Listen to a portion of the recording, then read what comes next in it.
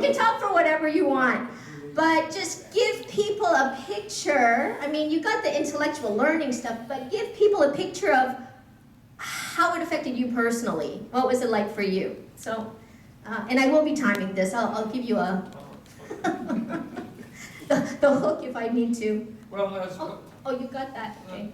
as Bo said, I'm here because I was there.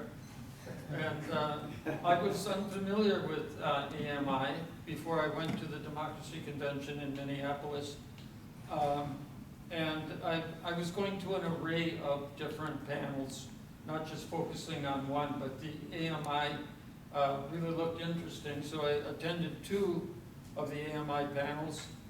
And contrary to what Jamie said about needing improvement to get people's interest, and I thought the panels were very well received and very interesting, and that is why I'm here and why I got Stephen Zarlinga's book. And it opened my eyes because I didn't realize how impactful the monetary system is in this country, on our economy and on our welfare. I had some easy ideas about it, but it really opened my eyes and made me realize that I have a lot more to learn. So I thank you for this opportunity. Thank you.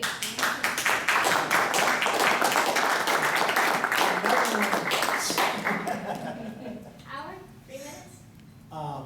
Well, I was just going to tell the story of John and I doing that God skit because Sue and folks thought it was good enough that why we should open up the evening's entertainment before, what was that, Emma's Revolution, who played professional musicians who do beautiful work.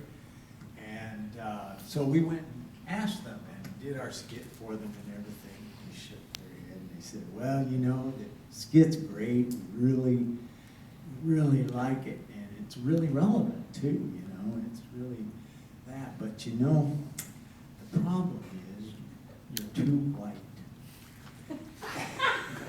We don't need 2 more white people on the stage. And so we looked at each other, John and I did, and said, well, that's our name. We're too white. As our, you know, our little troop name. But that's what it was, you know, because they are trying to build a big boat and trying to get everybody on the same boat, and we need diversity on the boat. And there was a lot of diversity there. So there was plenty of opportunities to mix that stage up. And I hope they did, because we didn't go. We ended up throwing a party for Stephen Walsh for his birthday, and had a blast. I don't know how we had a blast, but we had a crazy blast. And it was another one of those places where we were having so much fun, people were dropping in. People were coming out of their rooms to join us. So it was great fun. I recommend it. And we're going to probably do it next year as well. So I just, on the airplane, just sat down and made a list of memories. So I'll just tell me when it's 3 minutes. Okay.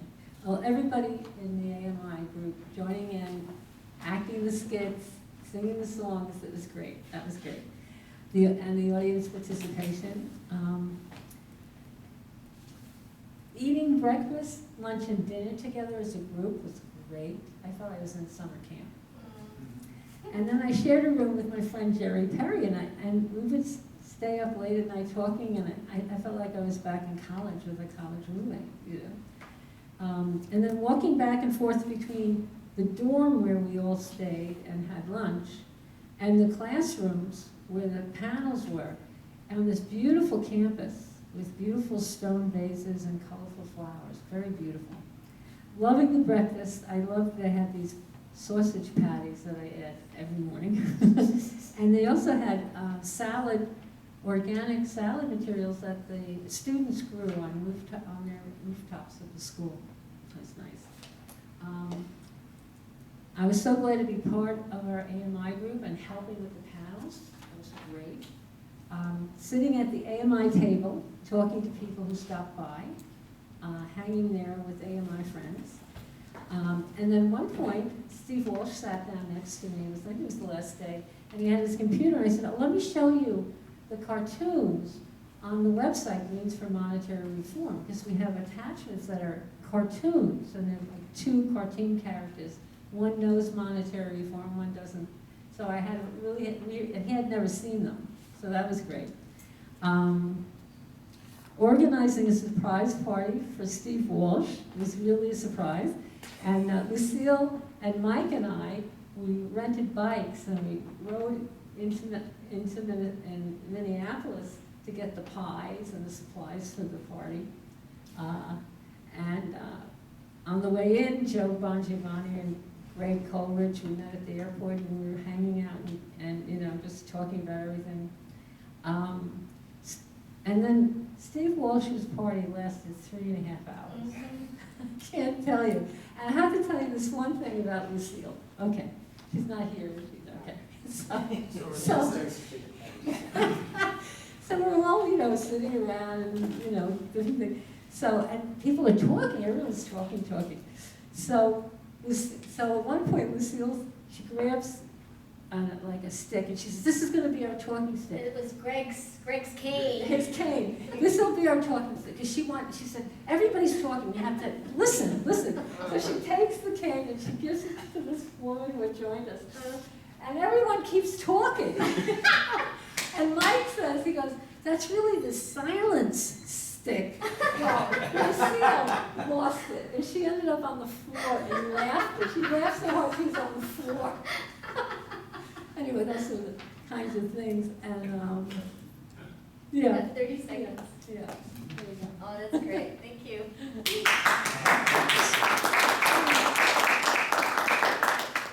Wow. I've come all prepared, see. Bo Young said I had to be personal, not objective, but this is sort of a halfway house for me. So what I really liked about the Democracy Convention was that it came off really well. And it was actually fun.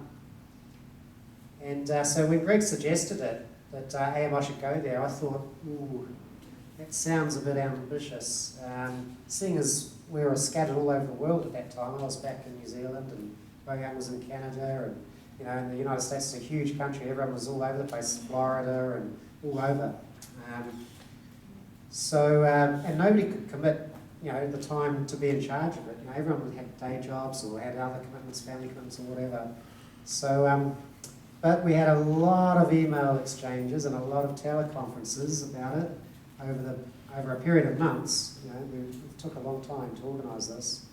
And as we gleaned a bit more information about the convention, things started to come into focus and get clearer. And then when we eventually found out what the conferences were at the convention and what the workshops we were going to be on were about, and then everyone really stood up and got to work. I was really impressed how each person stood up to do something important that helped others do their part. And it was completely unselfish. You know, some of the things that people stood up and volunteered to do were, you know, things that weren't really that much fun, weren't glamorous, but they just volunteered to do them and they did them, and that helped everybody. You know, everyone did their part. We decided who was going to do what, and eventually it got done. It got done, that's the important thing. And I'd say it got done largely because Bo Young reminded us what had to be done, by who, and by when. And she did a huge amount of not only the organising, but also the work that went into producing and reviewing everything that we did as well. I'm not sure all those things would have happened on time without Bo Young being there. And believe it or not, she even organised everyone's travel from Minneapolis Airport to the convention venue. She found out when people were arriving on which flights, what times they were, you know, how to get from the airport to the campus. It was incredible. It was a masterclass in organising ability. I said to Joe Bongiovanni on the first day of the convention, I don't think we'd be here if it wasn't for Bo Young's organising. And he said, "Totally, Jamie."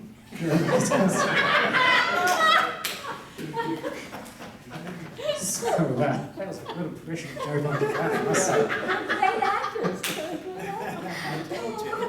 actors. He couldn't believe that Bo Young had organised everyone's travel from the airport either. So what else happened? Well, we asked people for help, and we got it. You know, we got some people to put in some money to help us out with expenses. We asked people to get involved, and they did. We got a new contact, Paul, who unfortunately can't be at this conference. We got to meet him for the very first time at this convention. He came, you know, from Annapolis, and I'd only been and had a few email exchanges with him. And so who takes off days of work and spends many hundreds of dollars from their own pocket to join a bunch of people they don't know? You know, that was faith. That was amazing faith in action, and it was really good. So I thought it was an ambitious project, but we did it, and our courage paid off. Paul's courage paid off. I thought it was a stretch to ask him to come when he didn't know me, apart from a few email exchanges, but now he's a part of the gang. And at the convention, well, I have to say, we rocked. We had 14 people there. We went mob-handed. People were saying to us, "You guys are everywhere," and we were. I used that the last bit. But our workshops were well attended. Gerald, you're right. And we got Mary hooked. That's the other lady. She'll be here tomorrow. We thought she'd be here today, but you know, she after one of our workshops, she went like this, and I went, and she went, "I'm hooked. I'm hooked." Yeah, it was great. It was amazing. You know, we saw sort of a transformation among people that really, when things register, they really, you know, what I like to say is once you know, you can't let go. And that's why we're all here. We keep coming back every year. I had a computer malfunction. Well, you know, I always have a computer malfunction, but for some reason my computer just didn't want to start for about 15 minutes. It was just dead. So I just had to ad-lib a bit. I spoke from the heart, and I was trying to coax my laptop to come back to life. And I was expecting people to just start walking out. You know, it was just me rambling, but apparently it was okay. And I was speaking from the heart, and you know, I was sort of giving a bit of backstory about, you know, human inventions, and the money system belongs to all of us, and all of that, and so does democracy. They're both human inventions. And it seemed that people weren't just being polite. It seemed to me that they were really enjoying what they were hearing. And Gerald, you know, he said that to me. I didn't know. I had no idea, but he said that yeah, they did enjoy it. And it was almost as though, and I have, you know, you maybe only get this in maybe 1 in 10, maybe only 1 in 100 people, but that's all we need. It was like a reawakening of some long lost knowledge that's sort of in our DNA. It was sort of like a long lost memory that people had in there somewhere, and it was sort of being reignited. And it seemed to me that we really made a good impression, and we were having fun. We had great parties, bottles of wine. You know, I'll skip all that because, but we really gelled as a team, and our strength, you know, was our people, and I've gone into that as well.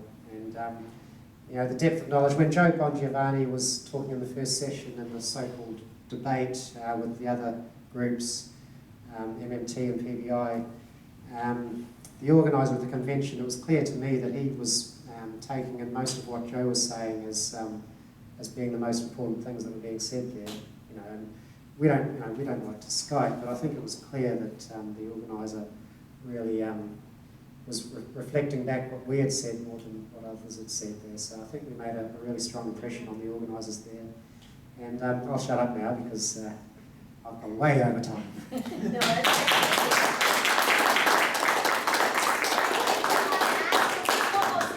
just a moment. Is there anything specific you want to ask of this group about this experience? Just for a few minutes? Sure. This panel you just mentioned with the 3 different points of view, was this recorded? Is it available for us to watch? Yeah, it's on our YouTube channel. Oh,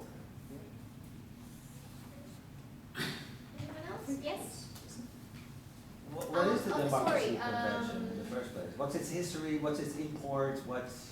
This was the third one. It's organized, organized. It's organized by Liberty Tree Foundation. They call themselves Liberty Tree Foundation for Revolution. They have offices in Madison, Wisconsin. The first two conferences were in Madison. And this time they went to Minneapolis because it's starting to get big. They needed a bigger venue, and they had one in some connections in Minneapolis, and so they did it up there. And it's, it's David Cobb and the Liberty Tree people who are nonpartisan, but they're a bunch of Greens. George Martin is part of it. And so they're trying to get all these different groups that are like-minded issues and connected issues and stuff, and throw this big conference to try to get everybody together. And then they have a plenary at the end where everybody comes and to tell them what they've learned. And so they break it up into groups to talk about what they've learned and to kind of organize an agenda for the next conference and theme, and I believe. And it was, what else was there to that? Anyway, they feel like it's a way to get a lot of these groups on the same page, for supporting each other. And we want to be part of that too, because I think we have a unifying narrative, or at least we're developing one that kind of connects all of those beads together. Can I just add to that? Yes. So there were about 7 working groups that got together and discussed a bunch of different questions. And I'll just say very briefly that because there were so many of us, we went to a lot of these different groups and talked about the importance of monetary reform and the transformation of society. So monetary reform got mentioned in a number of those reports in a way that last year there was nothing on monetary reform at all at that place. So it's really taken a huge leap. Great, thank you.